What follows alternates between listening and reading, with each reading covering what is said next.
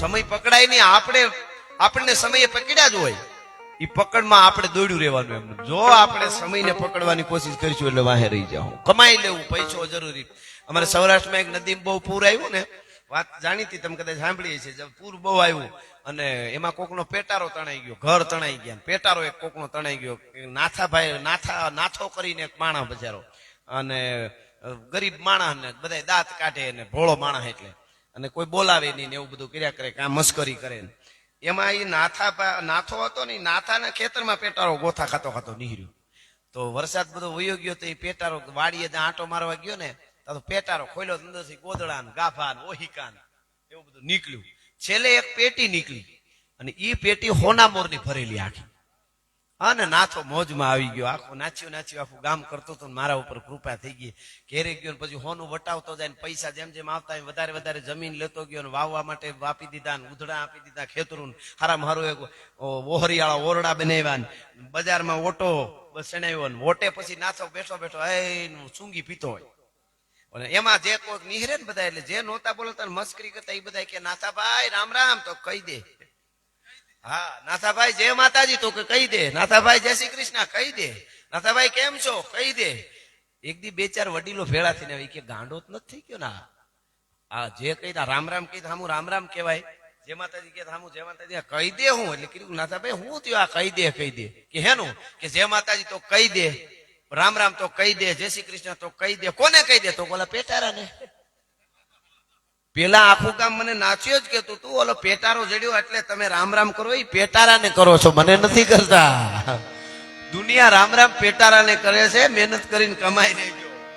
એટલે નાણા વગરનો નાચ્યો નાણે નાથા લાલ, તે દુની કેવજ પડી ગઈ છે. આ કહી દે. અને કદાચ થોડોક સમય આડાવડો થાય અને તો પાછા પડી માતાજી નો પડવા દે તો બહુ કીધા જેવું એને જ કેવું. દુનિયા રાજી થવા બધું છે, આ બળી પડે એ વાત કોક જ હોય કે હાય બિચારો અરે બહુ સારું હતું, શું થયું એવું હોય જ નહીં. એ સીધું હા ખબર એ લાયક ન હતો, હવે હું બગાડ્યું એ સમજાતું નથી. સમાજમાં હું ઝેર આ કે એ લાયક, એમાં ખાસ કોઈ પણ આપણે જ્ઞાતિ કોઈ પણ હોય નાતે આગળ આવે ને પછી એમાં એને કઈક તકલીફ પડે કે એ લાગનો હતો, પણ હું કામે ભાઈ લાગનો હતો કેવાનો અર્થ મારો. હા સરસ લ્યો. એટલે બહુ કેવું નહીં, કીધા જેવું એને કેવું મારે આવી તકલીફ ન કરે, કેવું નહીં, રાજી રહેવું. શું કામે? એનો એક દાખલો દો. તમારે આ રહોડું અહીંયા 3 દિનનો સરસ ઉત્સવ ધર્મોત્સવ, એમાં રહોડું હોય છે, એમાં જમણવાર આ તે થતું. તમે જોયું મોટા મોટા ટોપ હોય ને, મિષ્ટાનની સાહણીઓ જયારે ઉતરે ને ત્યારે 4-5 જણા ઉતારતા હોય પકડીને, ટોપ મોટો હોય એને, તો બીજા બાજુ 10 ઉભા હોય ટુવાલિયા, કોઈ પછેડી જરાક ટોપ આડાવડો થાય હળી કાઢે, નમી નો જાય નમી, બધા ટેકા દેવા હળિયું કાઢે. હું કામે ને આખા ભર્યા હોય મિષ્ટાનના ટોપ. એનું મિષ્ટાન ટોપમાંથી નીકળી જાય ને જમણવાર પૂરા થઈ જાય ને વધ્યા ઘટ્યા પેટીઓ ભરાઈ જાય ને એના ટોપ ખાલી થાય ને એટલે બીજે દિવસે મજૂર ઊંધો નાખી માથે ગારો સોપડીને વળિયું ગહતો હોય.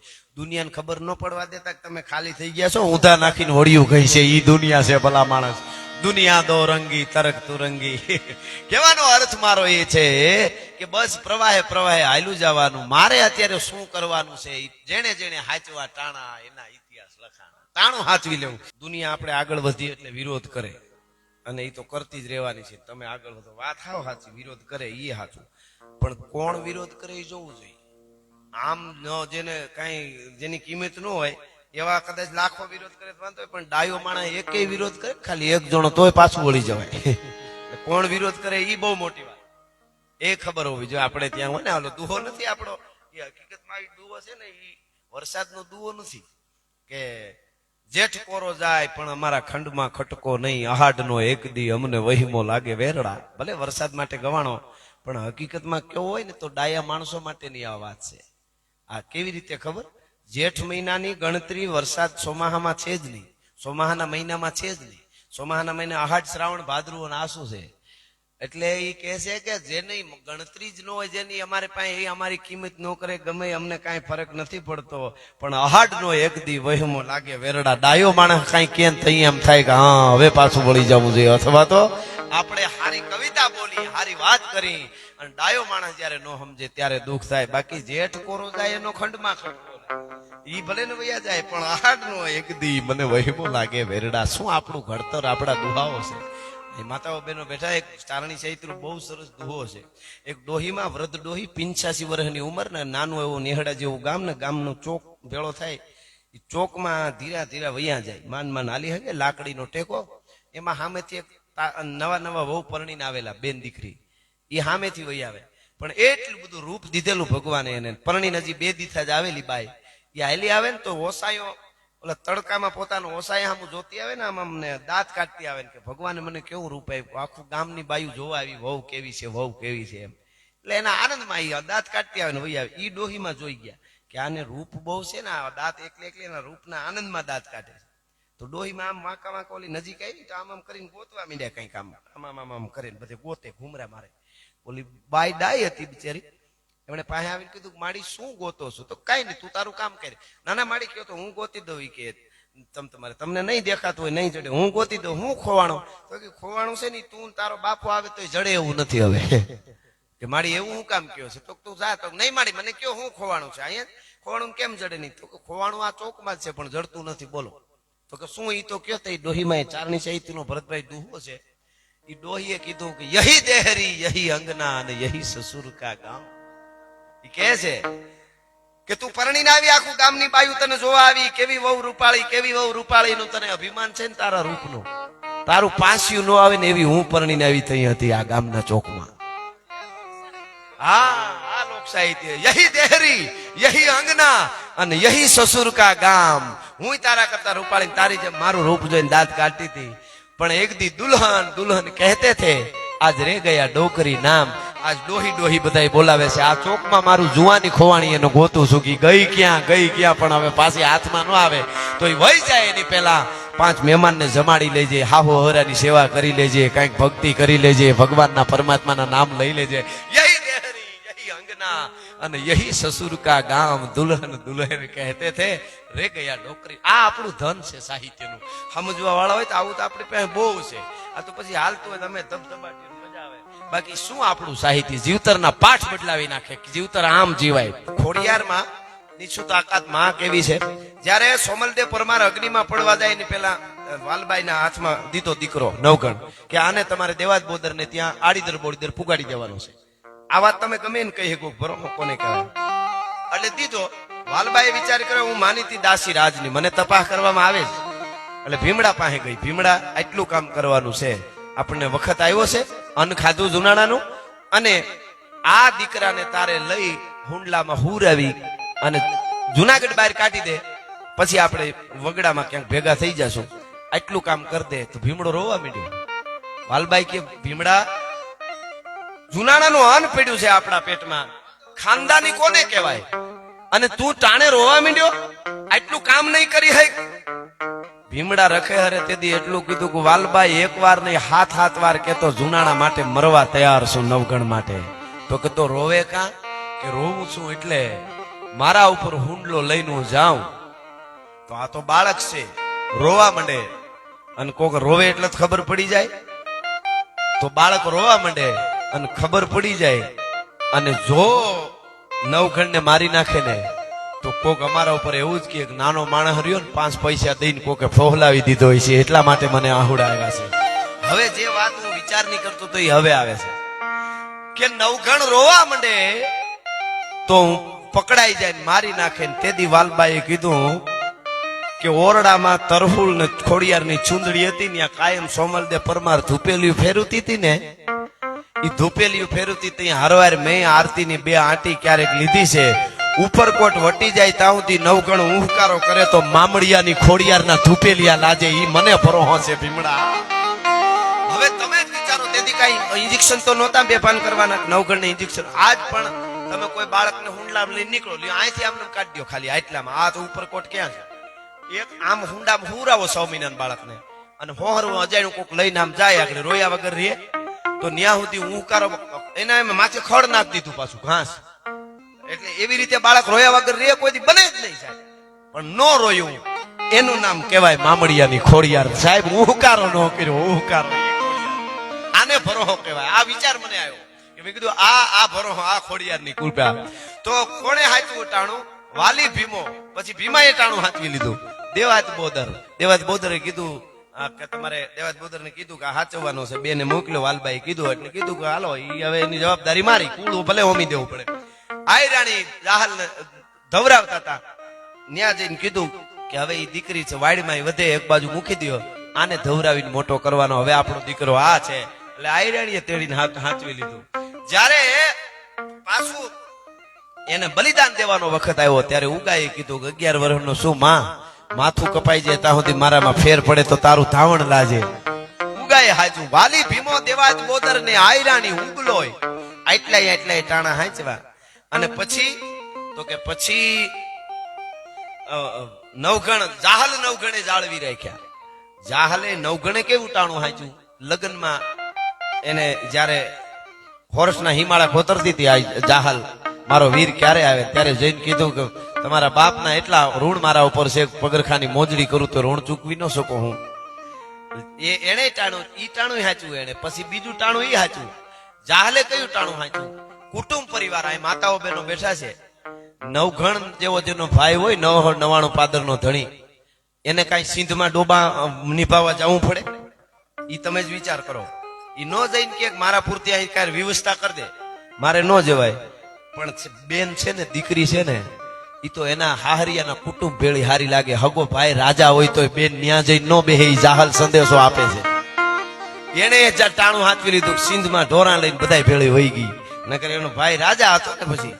પણ છતાંય એને ટાણું હાંચ્યું. પછી જયારે કાગળ મળ્યો એટલે 9 ગણે હાંચ્યું કે હવે કદાચ આખું કોર્ટના યુવાનો કપાવી નાખવા પડે પણ મારી બેનની ઇજ્જત થોડો જ આવવા દઉં. આ બધાએ હાંચ્યું ટાણું. અને વરુડી પાસે આવ્યા એટલે આ વરુડીએ ટાણું હાંચ્યું. હકડા સમદરની માલિક પર કેળા નો કરી દઉં તો હું વરુડી નો કહેવા ભલા માણસ. જાહલ 9 ગણે જાળવી રાખ્યા. પછી એની હારે વરુડી હોય અને પીઠળ એની પતિને પાળે અને ખોડલ થઈ શક્તિ ભાલે. આમાં જેણે જેણે હાચવા ટાણા એના ઇતિહાસ, જેણે ટાણા હાચવી લીધા છે એના ઇતિહાસો, એની આબરૂ, એની ઇજ્જત જોગમાયા કોઈ દી નો જવા દે. આપણને પ્રસંગ મળ્યો હોય, નાનો માણસ હોય, આજુબાજુ હોય, નાતીલો હોય, બીજો ખબર પડે કે હવે આ બરાબર ભેટમાં છે, ચારે બાજુથી અને બિચારાઓ ચિંતામાં છે, તઈ થોડું કઈક રસ્તો કાઢી દઈએ એટલે આપણે ટાણું હાંચવું. તેથી પછી રામદાસ બાપાને જરી જરૂર પડે ને આપણે, તેથી રામદાસ બાપા કે આને એક માણસનું ટાણું હાંચવું તો મારી ફરજ છે કે આનું ટાણું હાંચવી લેવું. બસ ઈ ટાણા હાંચવાની, જેણે જેણે હાંચવા ટાણા એના ઇતિહાસ લખાણા. વિહળબા રાબા, મને ખાલી વાત થોડી, એને ટાણું હાંચવી લીધું હતું. જેથી ચારે બાજુ કાળના માકારા થતા હતા. મોગલોએ ભારતને એવું ભીડમાં લેવા, આફ્રિકાના જંગલમાંથી નીકળેલો ટેકારી નામનો અજગર ભરડામાં લેતા હતા. હારા હારા માટિયા મેં કહેવાતા હતા. અને એવા જે હતા ઈ કુરની શું કરવા મીડ્યા. તેથી 7 ગામડીનો ધણી વિહળ રાબા કહેતો હતો કે માં રવેચી સિવાય અને દ્વારકાથી સિવાય આ માથું ને નમવા દઉં તો હું ચારણ નો કહેવા ભલા માણસ. એને ટાણું હાચવું હતું કહેવાનો અર્થ મારો. જેણે જેણે હાચવા ટાણા એના ઇતિહાસ લખાણા. આપણે એવડા બધા હાચવાય નથી પડે એમ. આપણે તો હું ટાણા હાચવી શકું, આપણે તો સમાજના હાચવી દે થોડા ઘણા. તો આવા અટાણે કોણ બલિદાન દઈ દે મારે નાખે મારો દીકરો દઈ દો ને. હા, ભગત બાપુ નો એક દુઓ લખેલો જૂનો દુઓ પણ ભગત બાપુ બોલતા મેં સાંભળેલો, એ ચલો કહી દઉં. ભગત બાપુ દુઓ કેતા ને એની વાત બહુ હારી. ગામમાં 2 બેનું બેનપણીઓ પાડોહી અને દરણું દળાવા એક ઘરે જાય. હવે તેદી દરણાની ઓલી ઘંટી પથ્થરની, અને તેદી ઘંટીનું કોઈ ભાડું ન લે દળાવવાનું. પણ જેને ઘરે મોટું ઘર હોય ને એને ત્યાં ઘંટી હોય. એટલે ગામની બાયુ ત્યાં દળાવવા માટે આવે. પોતાનો બાજરો 5 કિલો લઈ જાય કે 10 કિલો, એટલું સામે વાળાનું દળી દેવાનું. ગરધણીનું એનું દળનું હોય દળી દે તો આનું દળી લેવાનું. એવી રીતે હતું, ભાડું નહીં કાંઈ, પણ એનું દળી દેવાનું. પોતાને 10 કિલો બાજરો દળવો છે તો લઈને જવાનું, એટલે પોતાનું દળવાનું, 10 એનું દળી દેવાનું, વહી જાવ આવું. એટલે 2 બેનપણી દળવા જાય. એમાં દળનું દળતી હોય ને તો દળતા એક બાઈને બાજરો ખાવાની ટેવ. દળતી જાય ખાતી જાય, દળતી જાય ખાતી જાય. ઓલી બાઈએ ઠપકો દીધો કે તારી હાહુને ખબર પડશે ખીજા હે ને આ ટેવ હારી નહીં, અને બહુ ખરાબ ટેવ કહેવાય ને, બહુ દળતા બાજરો થોડો ખવાય ને, આવું બધું કીધા કરે. ઓલી કે મને ટેવ પડી ગઈ, વાત તો તારી સાચી છે, ખવાય ની બેન, પણ હવે ટેવ જ પડી ગઈ, શું કરું? એવી રીતે વાતો કરે મારાથી. તો કે નો ખાતી, આ બંધ કરી દે, આ સારું નથી એમ. તો કે ખરીદે થાય તો પણ અટાણે તો ખાવો પડશે દળતા એમ કરીને ખાવા માંડી. દળનું દળ્યા પછી હાંજ પડી ગઈ, અંધારું થઈ ગયું, થોડુંક મોડું થઈ ગયેલું સામેનું દળનું દળતા બધું. પછી 2 બેનું નીકળીને એમાં વરસાદ ચાલુ થયો ઓસિંતાનો, જેમ અટાણે આજ આવ્યો તો એમ. વરસાદ ચાલુ થયો ઝીણો ઝીણો ને એમાં બજારમાં બે માથે ત્રાંબાના ડબરા લોટના ભર્યા અને હાલ્યું જાય એમાં કોકનું ખાડું આવતું હોય છે ભેહું ને એમાં ભેહું આળપી રમીતે ચડી ભેહું પદડું પદડું કરતી આવે ખડેલા બધા તે બે બેનું આમ આવતી જોયું ભેહું ને એટલે બે બેનું તરી ગયું એક બાજુ તરવા જાય એમાં એક બહેનું પડખું ભટકાણું ઈ બેન ને ભટકાણું ઉલ્લું બીજી બેન હામી ભટકાણી બેનપણી હામી બેન તો બે ના ડબરા બણ ધૂળમાં ગારામાં બધું પૂરું લોટ ઢળી ગયું બેનું બે એક બાજુ રહી ગયું લાગ્યું ને પણ લોટ ઢળી ગયું હવે એક લોક સાહિત્યના નાના દુઆમાંથી જીવતરની કવિ કેવડી વાત કરે એ તમે જોઈજો લોટ બે ના ઢોળાઈ ગયા એટલે એક બેન દાંત કાઢે ઉભી ઉભીને એક રોવે મારી હાહુ મારા હાહુ હાહુ હોય ને હાહુ હમણાં એક ડોહીમાં મારી પાસે રોવા મીડ્યા મને કે ગઢવી એક દુઃખ વ્યક્ત કરું મેં કીધું કયો ને કીધા જેવું છે તમે પ્રોગ્રામમાં કહેવું મને કે એક ભગવાનને મારે ઠપકો દેવો છે તમને ઈ કે તમે સાહિત્યની ભાષામાં દેજો મેં કીધું પણ હું ઈ તો કયો મને કે અમે અમારા હું એવા કઠણા અમે હું મોરલા માર્યા છે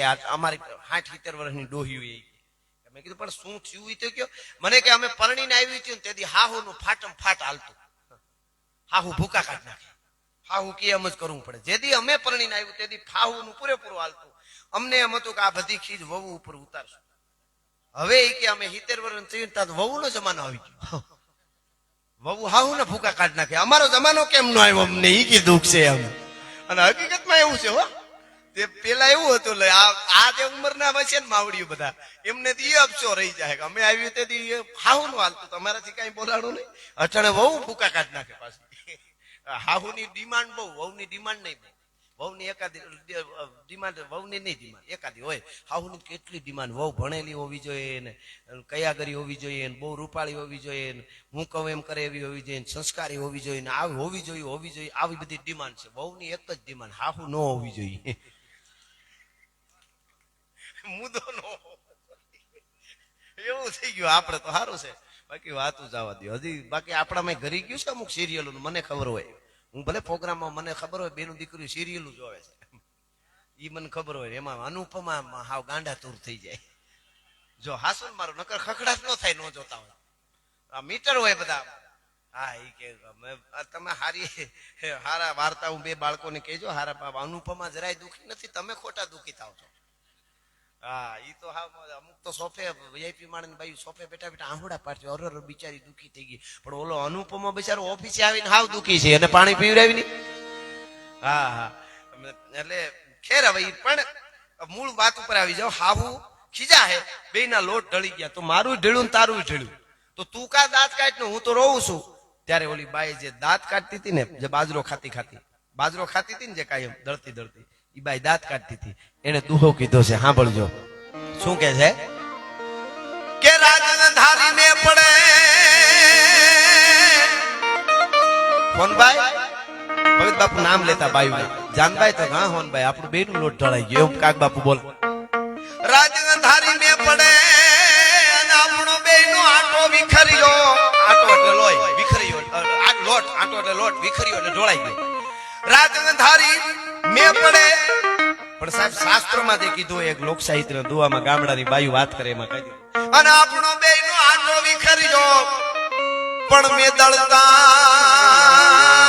દળતા જેટલો ભૂક્યો એ મારે એટલો તો ઉગર્યો મે દળતા જેટલો ભૂક્યો મારે તો એટલો ઉગર્યો આપણે રાજધારી મે પડે ને આપણું લોટ વિખાઈ ગયું ઢોળાઈ ગયું પણ સાંભળી લે બાઈ બેનપણી સાંભળી લે મેં દળતા ખોબો ખાધું એટલું તો બચ્યું તારું બધું ગયું એમ સમાજના કામ કરતા ઘરના કામ કરતા નોકરી કરતા ફેક્ટરી સંભાળતા ખેતી સંભાળતા ભેવું સંભાળતા થોડુંક નાયતનું ગામનું સમાજનું કરી લેજો ડબરા કેદી ઢોળાઈ જાય એનું કાંઈ નક્કી નથી આ તો આ રાત ગંધારી મેં પડે આપણો આંટો વિખર્યો પણ દળતા જેટલો મૂક્યો મારે એટલો જ ઉગર્યો એમ જે દળતા મૂકી લીધું આપણું કરતા જે કરી લે ઘણા કે મારે ધંધામાં 10 વર્ષ લડ લેવો અમે હમણાં પ્રોગ્રામ સમાજનું કાંઈ મંદિર ગામ કાંઈ લેવા દેવા નહીં એને ડબરો કઈ ઢોળાઈ જાય અટાણે તો હાવ ધ્યાન રાખવા જો સિગરેટ હળગતી ને આપણે ઓલવાઈ ગયા હોય ગજબ છે ખોરાક એવા થઈ ગયા ને ઉલાળિયા થઈ ગયા પેલા તો માણસ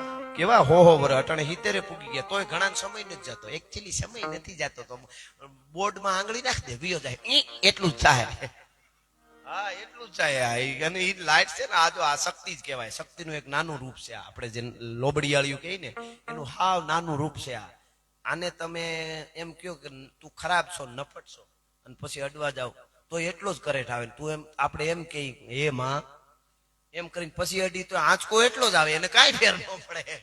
એ શક્તિ છે. એમ ઘણા એવા યુવાનો છે જેને સમય નથી જાતો, સમય નથી જાતો, આમ એટલે એને સમયની કિંમત છે. વળી મેન વાત ઉપર જે ગીત ઉપર હું હાલ્યો જાઉં, જેને જેને હાચવા ટાણા એના ઇતિહાસ લખાણા. લોબડિયાળીએ કાંઈક આપ્યું હોય ને સમાજના આપણાને પોતાનાને એક કરવાના એ ટાણા હાંચવી લેશો એટલે કોઈ દી જોગમાં આપણા ટાણામાં આપણને એવું ટાણું આવીને દુનિયામાં બધાય મારા નથી એવું થાય ને તેથી આખો રામદાસ આવીને આપણા ટાણા હાંચવી લે. એ એટલી જ હકીકત વાત છે. અમારા ગામડા ગામની, અમારા ગીરના નેહડાની, એટલે ગીરનું નેહડું હોય કાંઈ ન હોય, ગમે નેહડાની એક માલધારીની બાઈ ગામડું હોય ને ત્યાં હેર ત્યાં હટાણું કરવા માટે ગયેલા જૂના જમાનામાં. 5 કિલો ઘીની દેગડી લઈને વેપારીની દુકાને એમ મૂકીને કીધું સાહેબ મારે શેઠ મારે બહુ ઉતાવળ છે, જટ ઘી કાઢી લ્યો. સામેની દુકાને એક વસ્તુ લઈને આવું ત્યાં, કારણ કે લાઈનમાં બધાનું જોખો તો વાર લાગે ને મારે છે ઉતાવળ, પાછું દી આથમી જાય નેહડે જાઉં. હું ઘેરે તોલ કરીને આવી છું. 5 કિલો પૂરેપૂરું આ ઘી છે. 5 કિલો માથે અમુક ગ્રામ હોય પણ ઓછું નહીં હોય. હું તોડીને આવી છું. એટલે જે તોલ હતો ને એમાંથી થોડુંક વધારે મેં નાખ્યું છે, હું તોડીને આવી છું ટૂંકમાં. એટલે શેઠે કીધું કાંઈ વાંધો નહીં. હામી વસ્તુ લેવા ગઈ બાઈ, નેહડાની બેન દીકરી, વસ્તુ લઈને પાછી જટ આવી. એટલે હેઠે કીધું તરત તમે નેહડા વાળા હવે દગો કરવા શીખી ગયા હો બેન. અરે અમે દગો ન કરી કોઈ દી. તમે દગો કરો છો? અરે બાપા અમે ન કરી શેઠ બાપા, અમે દગા ન કરી બાપા, તમે ખોટું કરો છો. ત્યારે નેહડાના બાઈએ બેન દીકરી એટલું કીધું અમે ખોટું કરીને તો અમારા છોકરાના લોહી બળી જાય શેઠ, અમે ખોટું ન કર્યું. તો કે તમારે દગો કરવો હતો ને કે 5 કિલો ઘી હું જોખીને આવીશું, મને 5.5 કિલો ઘી દાબી દેવું તો એમને દઈ દેવું તું, એમ હું છેતરાવ તો આવડી પેઢીઓ હાલે અમારી. અમને છેતરવા આવી ગયા તમે, મેં જોઈતું 5.5 કિલો જ થયું. ખોટા બોલો છો અને પાછા હારા હારા થવા જાવ છો કે અમે દગા નો કરી નેહડા વાળા. અને ત્યારે બાઈ એટલું કીધું શેઠ તમે જોઈખું અને 5.5 કિલો થયું હોય છે એ વાત તમારી સાચી, અને હું ઘેરે 5 કિલો પૂરેપૂરું માથે થોડુંક જોખીને આવ્યું એ વાત એ સાચી છે. બન્યું એવું કે મારી પાસે તોલ કરવાના ત્રાજવા તો હતા પણ હામો મૂકવાના તોલા નહોતા ને, એટલે તમારા પાસેથી કાલે 5 કિલો બાજરો લઈ ગઈ ને એના હામું જોખીને આવી છું, એટલા માટે બહુ ઓછું આવ્યું હોય છે. આ તો તમે ખોટું કરો છો એ ખબર અમને હવે પડી કે તમે 5.5 કિલો જ બાજરો અમને આપો છો, ઈ ખબર મને હવે પડી. એટલે હરિયાળી ગીર છે રૂડી અને પવિત્ર પ્રેમ.